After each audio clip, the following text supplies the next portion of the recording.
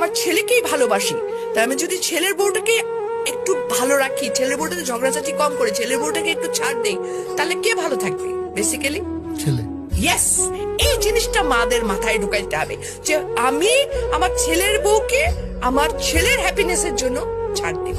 সত্যিকার অর্থে যদি আমি বলবো, একটা ছেলের বিয়ে দেওয়ার পর সংসারটাকে হ্যাপি করার ক্ষেত্রে 80% ক্ষেত্রে একটা শাশুড়ির ভূমিকা অনেক, মানে ছেলের মা। ডেফিনেটলি কোনো কোনো জায়গায় ছেলে বউ খারাপ আছে, কিন্তু exceptional cannot be an example. বেশিরভাগ শাশুড়ি কিন্তু বেশি আমার দখলদারিত্ব মনোবৃত্তিতে চলে যান। এখানটায় যদি ওনারা একটু ছাড় দিতে পারেন, ওনারা যদি একটু মনে করেন যে না, একটা যখন আমি আমার মেয়ের জামাইকে বলছি কি, যা আরে আমার মেয়ের জামাই কত ভালো, আমার মেয়েকে কিছুই করতে দেয় না, সারাদিন অফিস থেকে এসেও সে মেয়েকে রান্নায় হেল্প করে। আর ছেলের ব্যাপার হলে তখন আমরা বলতো কি ছেলের বউ সারাদিন ঘুমায় থাকে, আমার পোলা আসে